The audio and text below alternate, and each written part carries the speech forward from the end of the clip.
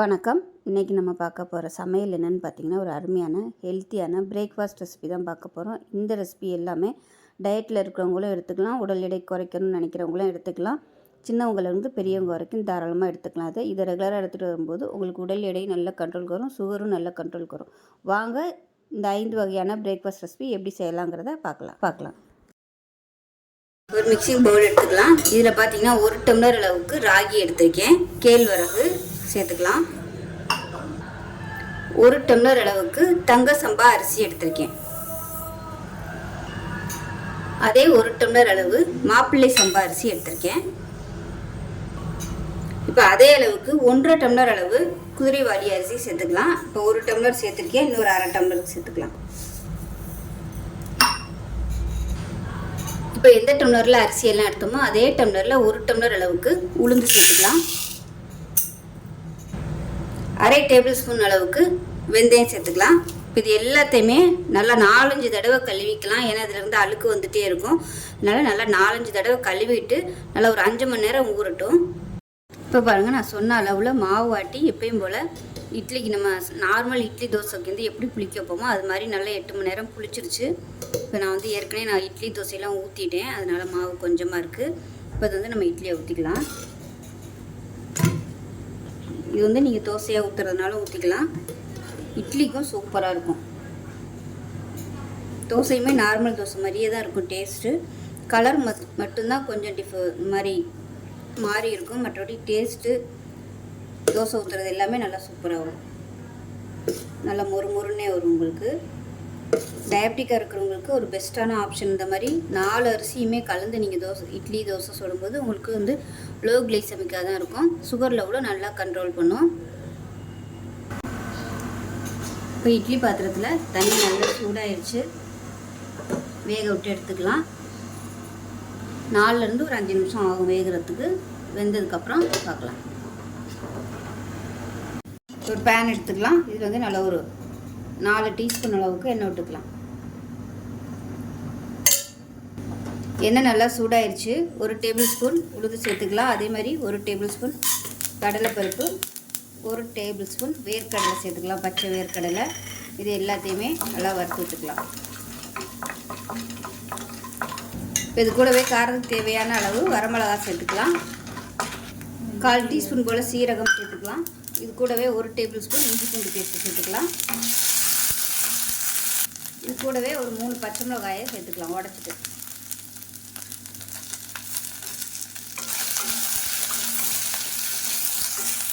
இது கூடவே 1/4 கப் துருவன தேங்காய் சேர்த்துக்கலாம். இப்போ இது எல்லாமே நல்லா வறுபட்டுச்சு, வேறு பிளேட்டுக்கு மாற்றிக்கலாம். இப்போ அதே கடாயில் 1 டீஸ்பூன் போல் எண்ணெய் விட்டுக்கலாம். இப்போ இதில் பார்த்திங்கன்னா புதினா 1 கட்டு எடுத்திருக்கேன், அதை சேர்த்துக்கலாம். அது கூடவே கொத்தமல்லி ஒரு கைப்பிடி அளவுக்கு சேர்த்துக்கலாம்.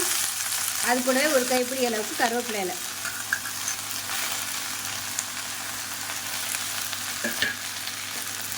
இதெல்லாம் நல்லா வதக்கி விட்டுக்கலாம். இப்போ இது கூடவே சின்ன நெல்லிக்காய் சைஸுக்கு புளியும் சேர்த்துக்கலாம். சேர்த்துட்டு நல்லா வதக்கி விட்டுக்கலாம்.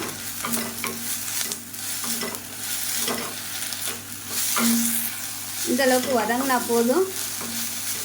கேஸ் அமர்த்திடலாம். அமர்த்திட்டு இதையும் மிக்ஸி ஜாருக்கு மாற்றிக்கலாம். இது நல்லா ஆறட்டும். ஆறுனதுக்கப்புறம் நல்லா நைஸாக அரைச்சிட்டு பார்க்கலாம். இப்போ பாருங்கள், நல்லா கெட்டியாக அரைச்சிட்டேன். இப்போ தனியாக இருக்கட்டும். இப்போ தேவையான அளவுக்கு எண்ணெய் விட்டுக்கலாம். எண்ணெய் சூடானதும் கடுகு உளுந்து 1 டீஸ்பூன் போல் சேர்த்துக்கலாம். கடுகு உளுந்து பொரியவும் கருவேப்பிலை சேர்த்துக்கலாம். பொடியாக நறுக்கின பூண்டு ஒரு கைப்பிடி சேர்த்துக்கலாம். கொஞ்சமாக பெருங்காயம் சேர்த்துக்கலாம். அடுப்பு நல்லா மீடியத்தில் வச்சுக்கிட்டு பூண்டு நல்லா பொன்னிறமாக வதக்கிக்கலாம். இப்போ பாருங்கள், பூண்டு நல்லா சிவந்து வந்துடுச்சு. இப்போ நம்ம அரைச்சி வச்சுருக்க இந்த துவையலை இதில் சேர்த்துக்கலாம். தண்ணி ஊற்றோன்னா தண்ணி ஊற்றாமல் நல்லா கெட்டியாக அரைச்சிக்கோங்க, ரொம்ப தண்ணியாக வைக்கிறோங்க.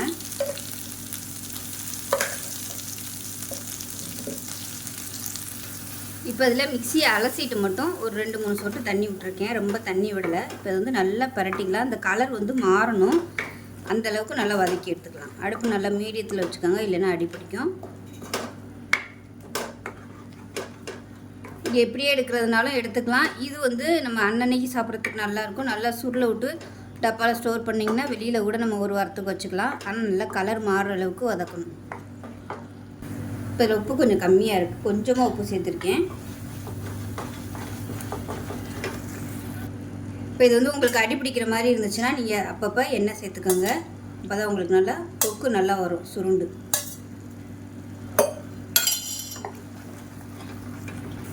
இப்போ இந்த தொக்குக்கு பார்த்திங்கன்னா காரம் கம்மியாக தான் இருக்குது. நான் போட்டிருக்க காரம் வேணும்னா இன்னும் கூட நீங்கள் ஒரு பச்சை மிளகாயும் ஒரு 2 வரமிளகாயும் சேர்த்துக்கிட்டிங்கன்னா உங்களுக்கு நல்லா சுள்ளுன்னு இருக்கும். காரம் வந்து உங்களோட விருப்பத்துக்கு தகுந்த மாதிரி சேர்த்துக்கோங்க. இப்போ பாருங்கள் நல்லா சுருண்டு வந்துருச்சு. இன்னும் கொஞ்சம் ஒரு 2 நிமிஷம் வதக்கி விட்டுக்கலாம். இப்போ இன்னும் கொஞ்சம் நல்லா சுருண்டு வதங்கட்டும். இப்போ எந்த அளவுக்கு நல்லா வதக்கணுமோ அந்த அளவுக்கு நம்ம வெளியில் வச்சுருந்தாலும் கெட்டு போகாது. பிக்னிக்லாம் போனோம்னா இந்த மாதிரி செஞ்சு கொண்டு போனீங்கன்னா சூப்பராக இருக்கும். தயிர் சாதத்துக்கெலாம் அருமையாக இருக்கும். இந்த தொக்கு சாதத்தில் போட்டு அப்படியே பரட்டி சாப்பிட்லாம். இந்த ஃப்ரிட்ஜில் ஸ்டோர் பண்ணி வச்சுட்டோம்னா பசங்களுக்கு லஞ்ச் பாக்ஸ் கொடுக்குறதுக்கு சூப்பராக இருக்கும். அப்படியே கொஞ்சமாக எடுத்து போட்டு சாதத்தை பரட்டி கொடுத்து விட்ருலாம், அருமையாக இருக்கும். இப்போ பாருங்கள் நல்லா வதங்கிடுச்சு. அப்படியே நம்மளுக்கு இப்படி மடித்து விட்டிங்கன்னா உங்களுக்கு நல்லா மடிக்கிற பதத்துக்கு வருது பாருங்கள். இந்த ஸ்டேஜ் வரைக்கும் நல்லா வதக்கி எடுத்துக்கணும். அப்போ தான் உங்களுக்கு வந்து நல்லாயிருக்கும். இப்போ ஈரத்தன்மையெல்லாம் போயிடுச்சு, சூப்பராக வந்துடுச்சு. அவ்வளோதான், அமர்த்திடலாம். அருமையான ஒரு புதினா தொக்கு ரெடி ஆயிடுச்சு. இட்லி வந்துருச்சான்னு பார்க்கலாம். பாருங்கள் சூப்பராக வந்துருச்சு. இப்போ வந்து எடுத்துடலாம் அதை. இப்போ பாருங்கள் ஆவி பறக்க இட்லி ரெடி ஆயிடுச்சு. இது வந்து பிளேட்டுக்கு மாற்றிக்கலாம். நல்லா சாஃப்டாக இருக்குது இட்லி. இப்போ அதுக்கு தொட்டு சாப்பிட்ற மாதிரி அருமையான புதினா தொக்கு ரெடி ஆயிடுச்சு. எல்லா அரிசியும் கலந்த ஒரு பாரம்பரிய அரிசி கலந்த இட்லி ரெடி ஆயிடுச்சு. அதுக்கு தொட்டு சாப்பிட்ற மாதிரி புதினா தொக்கு. ஸோ உங்களுக்கு வேறு எது பிடிக்குதோ நீங்கள் வச்சுக்கலாம். ஸோ செஞ்சு பாருங்கள். செஞ்சு பார்த்துட்டு எப்படி வந்துச்சுங்கிறத சொல்லுங்கள். வீடியோ பிடிச்சிச்சுன்னா லைக் பண்ணுங்கள், கமெண்ட் பண்ணுங்கள், சேனலை சப்ஸ்கிரைப் பண்ணுங்கள், பக்கத்தில் உள்ள பெல் பட்டனையும் ப்ரெஸ் பண்ணுங்கள். நன்றி. அவல் புட்டு எப்படி செய்யலாங்கிறத பார்க்கலாம். ஒரு பேன் எடுத்துக்கலாம். இதில் பார்த்தீங்கன்னா மெஷரிங் கப்பில் 1 கப் அளவுக்கு பூங்கார் அரிசி அவல் எடுத்திருக்கேன். இது வந்து டிபார்ட்மெண்ட் ஸ்டோர்லேயே கிடைக்கும். கிடச்சிச்சின்னா வாங்கி யூஸ் பண்ணுங்கள், ரொம்ப நல்லது லேடிஸ்க்கெலாம். இது வந்து நல்லா வறுத்துக்கலாம். இந்த அவல் நல்ல முறுமுறுன்னு வர அளவுக்கு வறுத்துக்கலாம். இப்போ பாருங்கள் அவல் வந்து நல்லா அப்படியே முறுமுறுன்னு வந்துருச்சு. கையில் அப்படி அமுக்குனிங்கன்னா நல்லா உடையணும். ஸோ அந்தளவுக்கு நல்லா வறுத்து விட்டுக்கணும். நல்லா வறுபட்டுருச்சு. இதை அமர்த்திட்டு மிக்ஸி ஜாரில் சேர்த்து நல்லா அரைச்சிக்கலாம். ரொம்ப நைஸாக அரைக்கணும் அவசியம் இல்லை, ரவை மாதிரி அரைச்சிட்டு பார்க்கலாம். இப்போ பாருங்கள் நல்லா அரைச்சாச்சு. நெருன்னு இருக்கணும், ரொம்ப நைஸாலாம் அரைக்கக்கூடாது. இது வந்து சாதாரண அவல் மாதிரி இருக்காது, கொஞ்சம் ஹார்டாக தான் இருக்கும். இதை வந்து ஒரு பவுலில் சேர்த்துக்கலாம். இப்போ பார்த்தீங்கன்னா மெஷரிங் கப்பில் ஒரு 1/2 கப் அளவுக்கு தண்ணி சேர்த்துருக்கேன்.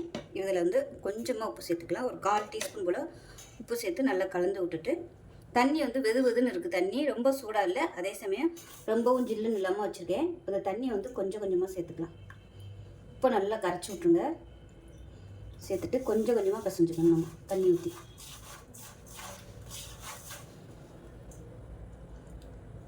ஏற்கனவே சொன்ன மாதிரி சாதாரண அவல் மாதிரி இருக்காது. தண்ணி வந்து இது கொஞ்சம் இழுக்கும். இதுவே நல்ல வாசமாக இருக்குது. நல்லா வறுத்ததுனால அவல் இதில் அப்படியே ஜீனியை போட்டு சாப்பிடலாம், சூப்பராக இருக்கும்.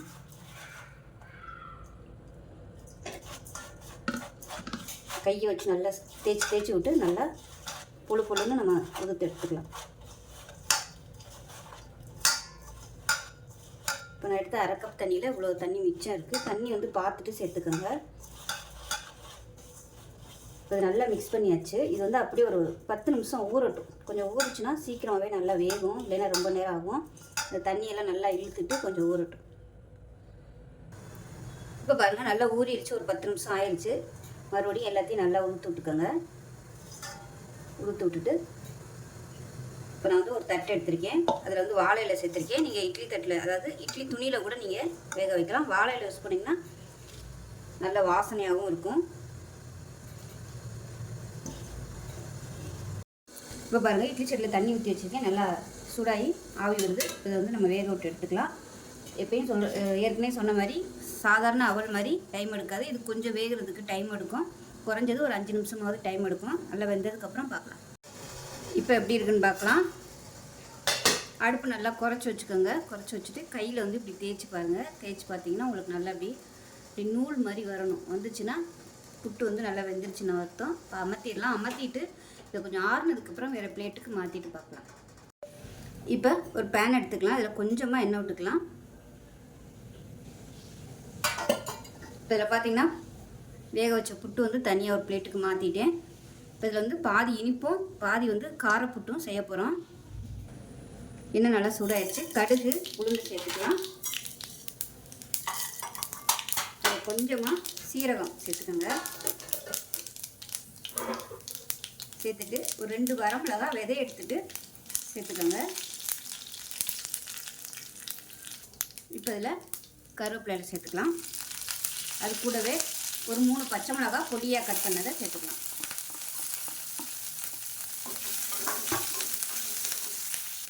இப்போ இதில் மீடியம் சைஸாக பெரிய வெங்காயம் நல்லா பொடியாக கட் பண்ணி வச்சுருக்கேன், அதை சேர்த்துக்கலாம். வெங்காயம் நிறைய சேர்த்திங்கன்னா டேஸ்ட்டாக இருக்கும் சாப்பிடையில். இப்போ இந்த வெங்காயத்துக்கு தேவையான அளவு உப்பு சேர்த்துக்கலாம். புட்டு வேக வைக்கையிலே உப்பு சேர்த்துருக்கேன், அதனால் வெங்காயத்துக்கு மட்டும் சேர்த்துக்கோங்க. வெங்காயம் நல்லா வதங்கிடுச்சு. இப்போ இதில் நம்ம வேக வச்சு வச்சுருக்க புட்டு வந்து சேர்த்துக்கலாம். சேர்த்துட்டு நல்லா பரட்டி விட்டுக்கலாம். இதில் வந்து உங்களுக்கு ஹெல்த்தியாக வேணும்னு நினச்சிங்கன்னா புட்டு சேர்க்குறதுக்கு முன்னாடி முட்டை போட்டு நல்லா பொரியல் பண்ணிவிட்டு இந்த முட்டையும் சேர்த்து நல்லா கிளறி விட்டிங்கன்னா முட்டை புட்டு ரெடி ஆயிடுச்சு. அதுவும் நல்லா டேஸ்ட்டாகவும் இருக்கும், நல்ல ஃபில்லிங்காகவும் இருக்கும். நல்லா அதை கலந்து விட்டுக்கலாம். இப்போ இதில் நல்லா ஒரு 1/4 கப் அளவுக்கு துருவன தேங்காய் ஃப்ரெஷ்ஷாக சேர்த்துக்கலாம். தேங்காயை மிக்சியில் வந்து தண்ணி ஊற்றாமல் நல்லா பரப்பரன்னு அரைச்சிட்டு கூட சேர்த்திங்கன்னா உங்களுக்கு நல்லா ஈவனாக கலந்துடும்.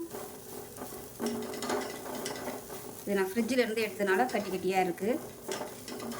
நல்லா எல்லாத்தையுமே கலந்து விட்டுக்கலாம். தேங்காய் எந்த அளவுக்கு சேர்க்குறீங்களோ அந்த அளவுக்கு புட்டு நல்லா டேஸ்ட்டாக இருக்கும். இப்போ மேலாப்பில் கொத்தமல்லியில் சேர்த்துக்கலாம். அவ்வளோதான், சூப்பரான காரப்புட்டு ரெடி ஆயிடுச்சு.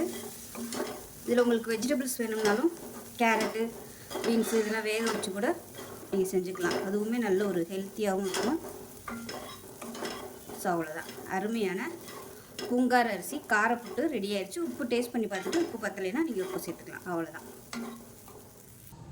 இப்போ அடுத்ததான் நம்ம இனிப்பு ரெடி பண்ணிக்கிடுவோம். இப்போ எடுத்து வச்சுருக்க மிச்ச புட்டில் நான் வந்து இன்றைக்கி கருப்பட்டி பாகு வந்து எடுத்து வச்சுருக்கேன், அதை சேர்த்துக்கலாம். நீங்கள் டைரெக்டாக நாட்டு சக்கரை சேர்க்குறனாலும் சேர்த்துக்கோங்க.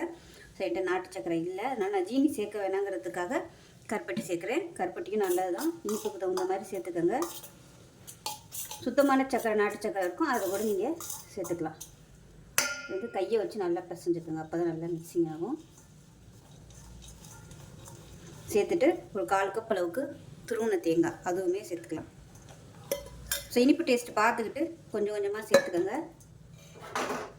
இப்போ இதில் நெய்யில் முந்திரி பருப்பு தாளித்து வச்சுருக்கேன், அதையும் சேர்த்துக்கலாம். சேர்த்துட்டு கலந்து விட்டுக்கலாம்.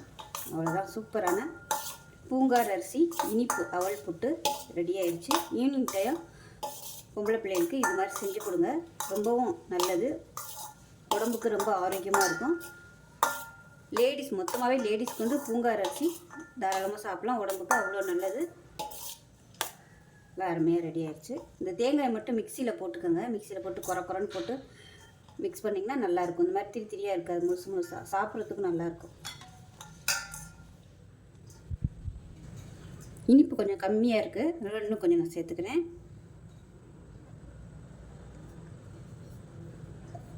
அவ்வளோதான். ஸோ உங்களோட இனிப்பு சுவைக்கு தகுந்த மாதிரி சேர்த்துக்கோங்க. எங்கள் வீட்டில் இனிப்பு கொஞ்சம் நல்லா சாப்பிடுவாங்க, அதனால் இனிப்பு நான் வந்து கொஞ்சம் கூட சேர்த்துருக்கேன். சூப்பராக இருக்கும். நாட்டு சர்க்கரையோட கருப்பட்டி நல்லா வாசமாகவும் இருக்குது, நல்லா டேஸ்ட்டாகவும் இருக்குது. அருமையான காரப்புட்டும் இனிப்பு புட்டும் அதுவும் பூங்கார் அரிசி அவலில் சூப்பராக ரெடி ஆயிடுச்சு. பிரேக்ஃபாஸ்ட்டுக்கு நீங்கள் இது மாதிரி கூட செஞ்சுக்கலாம். ஸோ இனிப்பு வேணாலும் இனிப்பு போட்டுக்கோங்க, காரம் வேணும்னா காரம் செஞ்சுக்கோங்க. டயபெட்டிக்காக இருக்கிறவங்க இது மாதிரி காரப்புட்டாக செஞ்சு சாப்பிட்டிங்கன்னா சுகர் லெவலும் நல்லா கண்ட்ரோல் ஆகும். ஸோ இதே மாதிரியே செஞ்சு பாருங்கள். செஞ்சு பார்த்துட்டு எப்படி வந்துச்சுங்கிறத சொல்லுங்கள். வீடியோ பிடிச்சிச்சுன்னா லைக் பண்ணுங்கள், கமெண்ட் பண்ணுங்கள், சேனலை சப்ஸ்கிரைப் பண்ணுங்கள், பக்கத்தில் உள்ள பெல் பட்டனையும் ப்ரெஸ் பண்ணுங்கள். நன்றி. அருமையான ராகி கார உருண்டை எப்படி செய்யலாங்கிறத பார்க்கலாம். இப்போ ஒரு கடாய் எடுத்துக்கலாம். அதில் வந்து ஒரு 3 ஸ்பூன் அளவுக்கு எண்ணெய் விட்டுக்கலாம். எண்ணெய் சூடாகும். ஒரு டீஸ்பூன் போல் கடுகு சேர்த்துக்கலாம். அதே போல் 1 டீஸ்பூன் போல் உளுந்து சேர்த்துக்கலாம். 1 டீஸ்பூன் சீரகம் சேர்த்துக்கலாம். கடுகு வெடிக்க ஆரம்பிக்குது. இதில் கொஞ்சமாக பெருங்காயத்தூள் சேர்த்துக்கலாம். அது கூடவே துருவி வச்சுருக்க இஞ்சி கொஞ்சமாக சேர்த்துக்கலாம். இது கூடவே பச்சை மிளகா ஒரு 5 பச்சை மிளகா பொடியாக கட் பண்ணியிருக்கேன். இப்போ எண்ணெயில் போட்டு வதக்கிக்கலாம். இப்போ இதில் கருவேப்பிலையில் சேர்த்துக்கலாம். பச்சை மிளகா எண்ணெயில் வதக்கிட்டோம்னா காரம் அதிகமாக தெரியாது. இப்போ ஒரு கைப்பிடி அளவுக்கு சின்ன வெங்காயம் நல்லா பொடியாக கட் பண்ணி வச்சுருக்கேன், அதை சேர்த்துக்கலாம். பெரிய வெங்காயம் சேர்க்குறனாலும் சேர்த்துக்கலாம். ஆனால் சின்ன வெங்காயம் சேர்த்திங்கன்னா தான் இந்த டிஷ்ஷுக்கு டேஸ்ட்டு நல்லாயிருக்கும், நல்லா ஃப்ளேவராகவும் இருக்கும். இப்போ வெங்காயம் நல்லா வதங்கிட்டு இருக்கு. இந்த ஸ்டேஜில் ஒரு பிடி அளவுக்கு முருங்கைக்கீரை கழுவிட்டு பொடியாக கட் பண்ணிவிட்டு சேர்த்துக்கோங்க.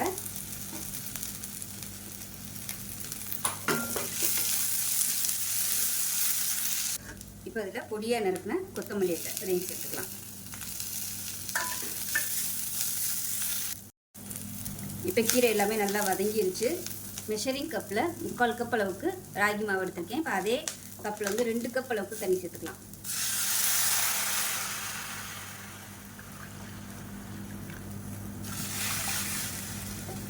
இதை நல்லா கலந்து விட்டுட்டு கொதிக்கட்டும். இப்போ அதில் கொஞ்சமாக உப்பு சேர்த்துக்கலாம். இப்போ தண்ணி நல்லா கொதிக்க ஆரம்பிக்குது. 3/4 கப் அளவுக்கு மெஷரிங் கப்பில் 3/4 கப் அளவுக்கு ராகி மாவு எடுத்திருக்கேன். இப்போ அதை சேர்த்துக்கலாம். சேர்த்துட்டு நல்லா கிளறி விட்டுக்கலாம். இப்போ இந்த ஸ்டேஜில் அடுப்பு நல்லா குறைச்சி வச்சுக்கோங்க. குறைச்சி வச்சுட்டு எல்லாத்தையும் நல்லா மிக்ஸ் பண்ணி விட்டுக்கலாம். இப்போ பாருங்கள் நல்லா கெட்டியாக வந்துருச்சு. இந்த மாதிரி வந்ததுக்கப்புறம் கேஸ் அமர்த்திடலாம். அமர்த்திட்டு ஆறட்டும். இதே பேனில் வச்சிங்கன்னா ஆறாது, வேறு தட்டுக்கு மாற்றிட்டு ஆறுனதுக்கப்புறம் பார்க்கலாம். இப்போ பாருங்கள் இது நல்லா ஆறிடுச்சு. கையை வச்சு நல்லா பிசைஞ்சு விட்டுட்டு சின்ன சின்ன உருண்டையாக நம்ம உருட்டி எடுத்துக்கலாம். கை வந்து பொறுக்கிற அளவுக்கு சூடு வந்ததும் எடுத்து சின்ன சின்ன உருண்டையாக உருட்டிக்கலாம். ஸோ உங்களுக்கு எந்த சைஸுக்கு வேணுமோ அந்த சைஸுக்கு உருட்டிட்டு பார்க்கலாம். இப்போ பாருங்கள் எல்லாத்தையுமே இந்த அளவுக்கு உருட்டி எடுத்துட்டேன். தண்ணி நல்லா சூடாயிருச்சு. இப்போ இதை வந்து நம்ம வேக விட்டு எடுத்துக்கலாம். 2லேருந்து ஒரு 3 நிமிஷம் வெந்தால் போதும். ஏன்னா இது ஏற்கனவே வெந்துருச்சு, அதனால் ஒரு 3 நிமிஷம் வெந்தால் போதும். வெந்ததுக்கப்புறம் பார்க்கலாம். இப்போ எப்படி இருக்குன்னு பார்க்கலாம். நான் வந்து மேலே தண்ணி படுங்கிறதுக்காக இட்லி துணி வச்சு மூடி வச்சுருக்கிறேன். இப்போ பாருங்கள் சூப்பராக ரெடி ஆயிடுச்சு. இப்போ கேஸ் அமர்த்திடலாம். அமர்த்திட்டு இது ஆறட்டும். ஆறுனதுக்கப்புறம் நம்ம எடுத்துக்கலாம். இப்போ பாருங்கள் சூப்பரான ராகி கார உருண்டை ரெடி ஆயிடுச்சு. இது வந்து தேங்காய் சட்னியோடு சாப்பிட்றதுக்கு சூப்பராக இருக்கும். இல்லைன்னா ஏதாவது ஒரு குழம்பு, புளிக்குழம்பு, கருவாட்டு குழம்பு இது கூட நீங்கள் தொட்டு சாப்பிட்லாம். அருமையாக இருக்கும். ரொம்ப ஹெல்த்தியான ஒரு ரெசிபி. செஞ்சு பாருங்கள். செஞ்சு பார்த்துட்டு எப்படி வந்துச்சுங்கிறத சொல்லுங்கள். வீடியோ பிடிச்சின்னா லைக் பண்ணுங்கள், கமெண்ட் பண்ணுங்கள், சேனலை சப்ஸ்கிரைப் பண்ணுங்கள், பக்கத்தில் உள்ள பெல் பட்டனையும் ப்ரெஸ் பண்ணுங்கள். நன்றி. தேங்காய் பால் புட்டு எப்படி செய்யலாங்கிறத பார்க்கலாம். இப்போ பார்த்தீங்கன்னா ஒரு 3 டம்ளர் அளவுக்கு கருப்பு கவுனி அரிசி எடுத்திருக்கேன். அதே டம்ளரில் 1 டம்ளர் அளவுக்கு இட்லி புழுங்க அரிசி எடுத்திருக்கேன். இதை வந்து நல்லா 4-5 தடவை கழுவிட்டு நல்லா ஒரு 15 நிமிஷம் நம்ம வடித்தட்டியில் போட்டு தண்ணியை வடிய விட்டுக்கலாம். இப்போ பாருங்கள் நல்லா ஒரு 10 நிமிஷம் தண்ணி வடிய விட்டாச்சு. இப்போ வந்து ஒரு துணியில் அதை சேர்த்துக்கலாம். சேர்த்துட்டு நல்லா பரப்பி விட்டுட்டு நல்லா காய விடணும். இப்போ நம்ம நார்மலாக இடியாப்பத்துக்கு பார்த்திங்கன்னா லேசான ஈரப்பதம் இருக்கும்போதே நம்ம மிஷினில் கொடுத்து அரைச்சிட்டு வந்துடும். இது வந்து நம்ம வறுக்க போகிறோம், அதனால் நல்லாவே காயணும். வெளியில் வந்து நல்லா காஞ்சிடணும். அப்போ தான் நம்ம வறுக்கும்போது சீக்கிரம் வறுபடும். இந்த மாதிரி நல்லா பரப்பி விட்ருங்க. ஃபேன் காற்றுல இந்த மாதிரி காய விட்ருங்க. ஸோ இது வந்து எவ்வளோ நேரம் காயுதோ அந்த அளவுக்கு காயட்டும். கிட்டத்தட்ட ஒரு 2லேருந்து ஒரு 3 மணி நேரமாவது ஆகும். வெயிலெலாம் வைக்க வேணாம். ஃபேனை கீழே வச்சுட்டிங்கனாலே காஞ்சிடும். இந்த மாதிரி அப்பப்போ கையை வச்சு நல்லா பரப்பி விட்டிங்கன்னா உங்களுக்கு நல்லா காஞ்சிடும். நல்லா காஞ்சதுக்கப்புறம் பார்க்கலாம். இப்போ பாருங்கள் காய வச்சுருந்தது நல்லா காஞ்சிருச்சு. ஈரப்பதம் வந்து அரிசியில் இருக்குது, ஆனால் வெளியில் வந்து நல்லா காஞ்சிருச்சு. இப்போ அதை வந்து கொஞ்சம் கொஞ்சமாக நம்ம கடாயில் போட்டு வறுத்துக்கலாம். இப்போ ஒரு பேன் எடுத்துக்கலாம். பேன் நல்லா சூடாயிருச்சு. கொஞ்சம் கொஞ்சமாக போட்டு நம்ம வறுத்துக்கப்புறம் அரிசி நல்லா பொரிஞ்சு வரணும். அந்த அளவுக்கு நம்ம வறுக்கணும். இப்போ பாருங்கள் அரிசி அது நல்லா வெடிக்க ஆரம்பிச்சிருச்சு. சூடு ஏறி சத்தம் கேட்குதா என்னன்னு தெரியல. ஒவ்வொரு அரிசியும் நல்லா வெடிக்க ஆரம்பிச்சிருச்சு. இப்போ வேறு பிளேட்டுக்கு மாற்றிக்கலாம். இப்போ இதே போல் மிச்சம் இருக்கிற அரிசியும் கொஞ்சம் கொஞ்சமாக போட்டு வறுத்துட்டு பார்ப்பேன்.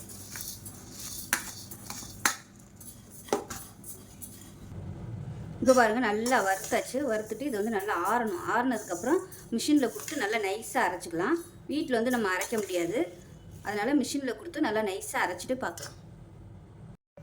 இப்போ பாருங்கள் மிஷினில் கொடுத்து நல்லா நைஸாக அரைச்சிட்டு வந்துட்டேன். அரைக்கையில் இடியாப்பத்துக்குன்னு சொல்லி அரைச்சிக்கோங்க. இடியாப்பம் பண்ணுறதா இருந்தால் இந்த அளவுக்கு நல்லா நைஸாக இருக்கணும். இந்த மாவில் கொழுக்கட்டை, கஞ்சி, இடியாப்பம் எல்லாமே பண்ணலாம், ரொம்ப சூப்பராக வரும். இப்போ பாருங்கள் மெஷரிங் கப்பில் 1 கப் அளவுக்கு நம்ம அரைச்ச கவுனி அரிசி மாவு எடுத்திருக்கேன். 1/4 டீஸ்பூன் போல் உப்பு சேர்த்துக்கலாம். இதை வந்து ஃபஸ்ட்டு கலந்து விட்டுக்கலாம். இப்போ நல்லா கலந்தாச்சு. இப்போ இதில் வந்து தேங்காய் பால் சேர்க்க போகிறோம். நம்ம நல்லா கெட்டியான தேங்காய் பாலாக எடுத்துக்கோங்க. பால் வந்து அதிகம் தேவைப்படாது, சும்மா ஒரு 1/4 கப் அளவுக்கு பால் எடுத்திருக்கேன். கொஞ்சம் கொஞ்சமாக ஊற்றி புட்டுக்கு எப்படி பிசைவோமோ அது மாதிரி பிசைய விட்டுக்கலாம். நல்லா கெட்டியாக எடுத்துட்டிங்கன்னா நல்லாயிருக்கும்.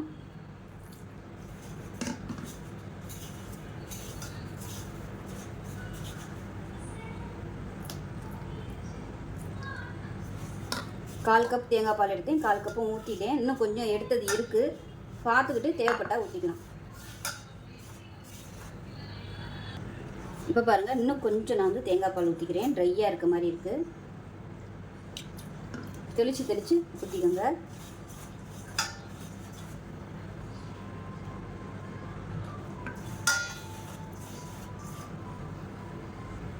இப்போ பாருங்கள் நல்லா பிசைஞ்சாச்சு. இது வந்து அப்படியே ஒரு 10 நிமிஷம் ஊறட்டும். அதுக்குள்ளே நம்ம தண்ணி காய வச்சுக்கலாம். இப்போ பாருங்கள் மாவு வந்து நல்லா ஒரு 10 நிமிஷம் ஊறிடுச்சு. இப்போ வந்து ஒரு தட்டில் வச்சுக்கலாம். நான் வந்து இலை போட்டிருக்கேன். இலையில வந்து வேக விட்டிங்கன்னா ஃப்ளேவர் நல்லாயிருக்கும்.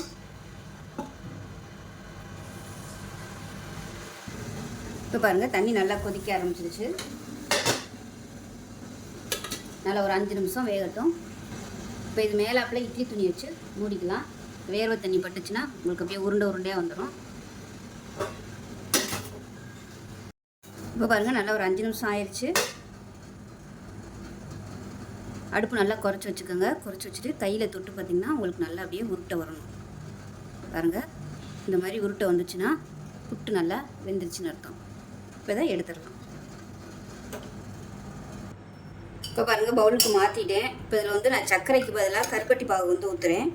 நீங்கள் வந்து சர்க்கரை சேர்க்குறதுனாலும் சேர்த்துக்கலாம், சுத்தமான சர்க்கரையாக இருந்தால் டைரெக்டாக அப்படியே சேர்த்துக்கலாம். அப்படி இல்லைன்னா ஜீனி சேர்க்குறதுனாலும் சேர்த்துக்கலாம், உங்களோட விருப்பம் தான். இப்போ நல்லா கலந்து விட்டுருலாம். விருப்பப்பட்டால் நீங்கள் நெய்யில் முந்திரி பருப்பு தாளித்து கூட சேர்த்துக்கோங்க. நான் அன்றைக்கி எதுவும் பண்ணலை, அவ்வளோதான். இப்படியே தான் நான் சாப்பிட போகிறேன். இந்த தேங்காய் பால் ஃப்ளேவரோட சூப்பராக இருக்கும் இந்த புட்டு. பசங்களுக்கு ஈவினிங் டைம் கொடுக்குறதுக்கு ரொம்பவும் ஆரோக்கியமான ஒரு கவுனி அரிசி புட்டு. அதுவும் தேங்காய் பால் சேர்த்துருக்கிறதுனால நல்ல ஃப்ளேவராக இருக்கும். சூப்பராக வந்துருச்சு பாருங்க. அவ்வளோதான். சின்னவங்களை வந்து பெரியவங்க வரைக்கும் தாராளமாக சாப்பிட்லாம். இதே மாதிரி செஞ்சு பாருங்கள். செஞ்சு பார்த்துட்டு எப்படி வந்துச்சுங்கிறத சொல்லுங்கள். வீடியோ பிடிச்சிச்சின்னா லைக் பண்ணுங்கள், கமெண்ட் பண்ணுங்கள், சேனலை சப்ஸ்கிரைப் பண்ணுங்கள், பக்கத்தில் உள்ள பெல் பட்டனையும் ப்ரெஸ் பண்ணுங்கள். நன்றிங்கிறத பார்க்கலாம். கம்பு இட்லி செய்கிறதுக்கு என்ன அளவுங்கிறத பார்த்துடலாம். நான் இன்றைக்கி எடுத்திருக்க அளவு பார்த்திங்கன்னா 4 டம்ளர் கம்பு எடுத்திருக்கேன். 2 டம்ளர் சாதாரண இட்லி அரிசி, மொத்தம் 6 டம்ளருக்கு 1.5 டம்ளர் உளுந்து எடுத்திருக்கேன். 1 டேபிள் ஸ்பூன் வெந்தயம். இது எல்லாத்தையும் நல்லா 4-5 தடவை கழுவிட்டு 5 மணி நேரம் ஊற வச்சுருக்கேன். 5 மணி நேரம் ஊறினதுக்கப்புறம் நார்மலாக இட்லிக்கு எப்படி அரைப்போமோ அது மாதிரி அரைச்சிட்டு பார்க்கலாம். இப்போ பாருங்கள் மாவு ஆட்டி உப்பு போட்டு கரைச்சிட்டேன். நல்லா ஒரு நாள் நைட் நல்லா புளிச்சிருச்சு. பாருங்கள் எப்படி இருக்குன்னு. இப்போ லைட்டாக இதை மிக்ஸ் பண்ணி விட்டுக்கலாம். இப்போ நமக்கு மாவு ரெடியாக இருக்குது. இட்லி செடியை காய வச்சு இட்லியை ஊற்ற ஆரம்பிச்சிடலாம். இப்போ நம்ம இட்லியை ஊற்றிக்கலாம். நான் வந்து இட்லி தட்டில் ஏதாவது துணி போட்டு வைக்கிறேன். நீங்கள் என்ன தடவி ஊற்றுறதுனாலும் ஊற்றிக்கலாம்.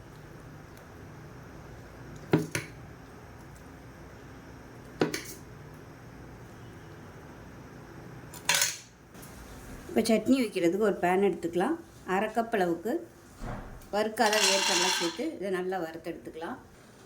இப்போ பாருங்கள் கடலைப்பருப்பு நல்லா வறுபட்டுருச்சு. வேறு பிளேட்டுக்கு மாற்றிக்கலாம். இப்போ அதே கடாயில் ஒரு 2 டேபிள் ஸ்பூன் எண்ணெய் விட்டுக்கலாம். இப்போ எண்ணெய் நல்லா சூடாயிடுச்சு. இப்போ இதில் ஒரு 5 பூண்டு சேர்த்துக்கலாம். சேர்த்துட்டு நல்லா வதக்கிக்கலாம். இது கூடவே சின்ன நெல்லிக்காய் சைஸுக்கு புளி அதையும் சேர்த்து எண்ணெயில் போட்டு வறுத்துக்கலாம். இப்போ இது கூடவே 15 வரமிளகா சேர்த்துக்கலாம். இது வந்து ரொம்ப குட்டி குட்டியாக இருக்கிறதுனால ஒரு 15 எடுத்துருக்கேன். இப்போ பாருங்கள் எல்லாமே நல்லா வறுபட்டுருச்சு. வேறு பிளேட்டுக்கு மாற்றிக்கலாம். இப்போ ஒரு மிக்ஸி ஜார் எடுத்துக்கலாம். இதில் வந்து வறுத்த வேர்க்கடலை தோல் எடுத்து வச்சுருக்கேன், அதையும் சேர்த்துக்கலாம். 1/4 கப் அளவுக்கு பொட்டுக்கடலை. இது கூடவே நம்ம வறுத்து வச்சுருந்த பூண்டு, மிளகாய், புளி இது எல்லாத்தையும் சேர்த்துக்கலாம். இப்போ எல்லாத்தையும் நல்லா நைஸாக அரைச்சிட்டு பார்க்கலாம். இப்போ பாருங்கள், இட்லி ஊற்றி வச்சுருந்ததும் நல்லா வெந்துருச்சு, தனியாக இருக்கட்டும். இப்போ பாருங்கள், சட்னி நல்லா நைஸாக அரைச்சிட்டு வந்துட்டேன். இந்த சட்னி வந்து தண்ணியாட்டம் இருந்தால் தான் நல்லாயிருக்கும். மிக்ஸியை அலசிட்டு தண்ணியை சேர்த்துக்கலாம். இப்போ இதை நல்லா கலந்து விட்டுடலாம். நான் அரைக்கும் போது உப்பு சேர்த்துட்டேன். டேஸ்ட் பண்ணி பார்த்துட்டு பத்தலைன்னா சேர்த்துக்கோங்க. இப்போ ஒரு தாளிக்கிற பேன் எடுத்துக்கலாம். தேவையான அளவுக்கு எண்ணெய் விட்டுக்கலாம். அதில் எண்ணெய் சூடானு 1 டீஸ்பூன் கடுகு சேர்த்துக்கலாம். கொஞ்சமாக சீரகம் சேர்த்துக்கலாம். ஒரு 2 வரமிளகா விதையெல்லாம் எடுத்துகிட்டு கட் பண்ணி வச்சுருக்கேன், அது கூட கொஞ்சம் கருவேப்பிலையும் சேர்த்துக்கலாம். இப்போ இதில் ஒரு 5 சின்ன வெங்காயம் கட் பண்ணி வச்சுருக்கேன், அதையும் சேர்த்துக்கலாம். கொஞ்சமாக பெருங்காயம் சேர்த்துக்கலாம். இந்த வெங்காயத்தை நல்லா வதக்கி வச்சுக்கலாம். இப்போ பாருங்கள், வெங்காயம் நல்லா வதங்கிடுச்சு, மாற்றிடலாம். இப்போ நம்ம வதக்கி வச்சுருக்க இந்த வெங்காயம் கடுகு வந்து சட்னியில் சேர்த்துடலாம். அவ்வளோதான், அருமையான ஒரு வேர்க்கடலை தண்ணி சட்னி ரெடி ஆயிடுச்சு. இப்போ நமக்கு ஆவி பறக்க கம்பு இட்லியும் ரெடி ஆயிடுச்சு.